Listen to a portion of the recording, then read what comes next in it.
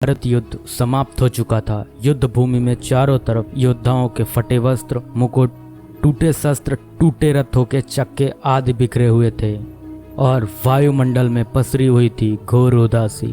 गिद्ध, कुत्ते, सियारों की उदास और डरावनी आवाजों के बीच निर्जन हो चुकी उस भूमि में द्वापर के सबसे महान योद्धा भीष्म पितामह सरसैया पर पड़े सूर्य के उत्तरायण होने की प्रतीक्षा कर रहे थे। तभी उनके कानों में एक परिचित ध्वनि शहद घोलती हुई पहुंची। प्रणाम पितामह। भीष्म के सूख चुके होठों पर एक मरी हुई मुस्कुराहट तैर उठी और बोले, आप देवकी नंदन कृष्ण, स्वागत है तुम्हारा। मैं बहुत देर से तुम्हारा ही स्मरण कर रहा था। कृष्ण बोले, क्या कहूँ पितामह, अब तो यह भी नहीं पूछ सकता कि कैसे हैं आप। भीष्म पितामह चुप रहे, कुछ क्षण बाद बोले, कुछ पूछूं के सब, बड़े अच्छे समय से आए हो। संभवतः शरीर छोड़ने के पूर्व मेरे अनेक भ्रम समाप्त हो जाएंगे। कृष्ण बोले, कहिए ना पितामह। भीष्म पितामह ने कहा, एक बात बताओ कृष्ण, तुम तो ईश्वर हो ना। कृष्ण ने बीच में ही टोका और कहा, नहीं पितामह, मैं तो आपका पौत्र हूँ, ईश्वर नहीं।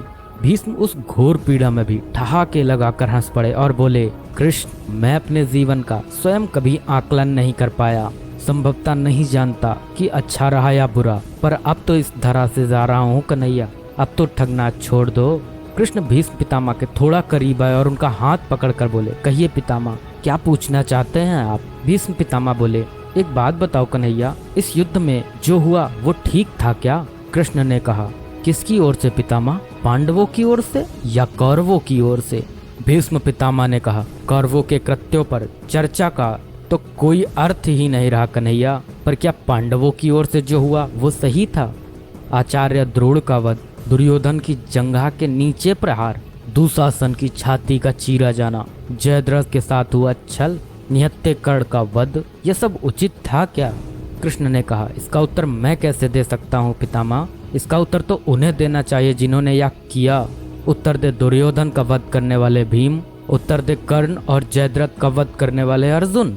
मैं तो इस युद्ध भूमि में कहीं था ही नहीं पितामह। भीष्म पितामह ने कहा, अभी भी छलना नहीं छोड़ोगे कृष्ण। अरे विश्व भले कहता रहे कि महाभारत को अर्जुन और भीम ने जीता, पर मैं जानता हूँ कन्हैया कि यह तुम्हारी और केवल तुम्हारी विजय है।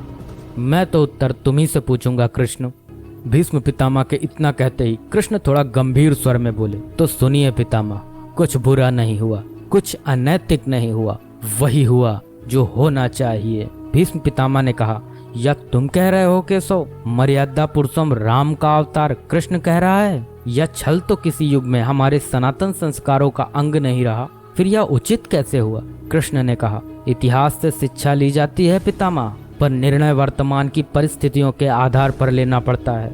हर युग अपने तर्कों पर, अपनी आवश्यकता के आधार पर अपना नायक चुनता है। राम त्रेता युग के नायक थे, मेरे भाग में द्वापर आया था, हम दोनों का निर्णय एक सा नहीं हो सकता पितामह। भीष्म पितामह ने कहा, मैं कुछ समझ नहीं पाया कृष्ण। कृष्ण ने कहा, पितामह, राम और कृष्ण की परिस्थितियों में बहुत अंतर है। राम के युग में खलनायक भी रावण जैसा शिवभक्त होता था, तब रावण जैसी नकारात्मक शक्ति के परिवार में भी विभीषण जैसे संत हुआ करते थे, तब बाली जैसे खलनायक के परिवार में भी तारा जैसी विदुषी स्त्रियां और अंगद जैसे सज्जन पुत्र होते थे। उस युग में खलनायक भी धर्म का ज्ञान रखता था, इसलिए राम ने उनके साथ कहीं छल नहीं किया।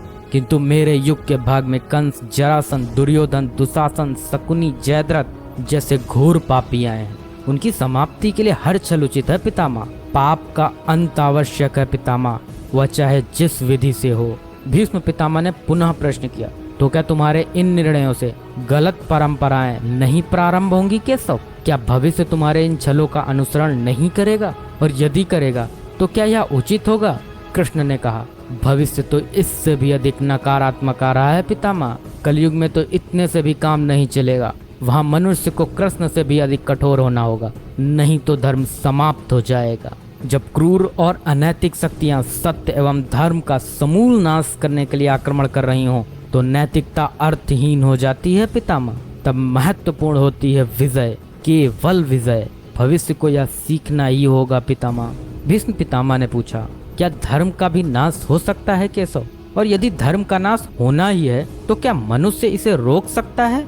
कृष्ण ने कहा, सब कुछ ईश्वर के भरोसे छोड़कर बैठना मूर्खता होती है पितामह। ईश्वर स्वयं कुछ नहीं करता, केवल मार्गदर्शन करता है। सब मनुष्य को ही स्वयं करना पड़ता है। आप मुझे भी ईश्वर कहते हैं ना, तो बताइए ना पितामह, मैंने स्वयं इस युद्ध में कुछ किया क्या? सब पांडवों को ही करना पड़ा ना। यही प्रकृति का संविधान है। युद्ध के प्रथम दिन यही तो कहा था मैंने अर्जुन से, यही परम सत्य है। कृष्ण की बातों को सुनकर भीष्म पितामह संतुष्ट लग रहे थे। उनकी आंखें धीरे धीरे बंद होने लगी। उन्होंने कहा, चलो कृष्ण, या इस पृथ्वी पर अंतिम रात्रि है, कल संभवतः चले जाना होगा। अपने इस अभागे भक्त पर कृपा करना कृष्ण। कृष्ण ने मन में ही कुछ कहा और भीष्म को प्रणाम कर लौट चले। पर युद्ध भूमि के उस डरावने अंधकार में भविष्य को जीवन का सबसे बड़ा सूत्र मिल चुका था। जब अनैतिक और क्रूर शक्तियां सत्य और धर्म का विनाश करने के लिए आक्रमण कर रही हों, तो नैतिकता का पाठ आत्मघाती होता है। ईश्वर कुछ भी नहीं करते, ईश्वर सिर्फ राह दिखाते हैं। सब कुछ हमें ही करना पड़ता है और ईश्वर के भरोसे हाथ पर हाथ रख के बैठे रहना मूर्खता होती है।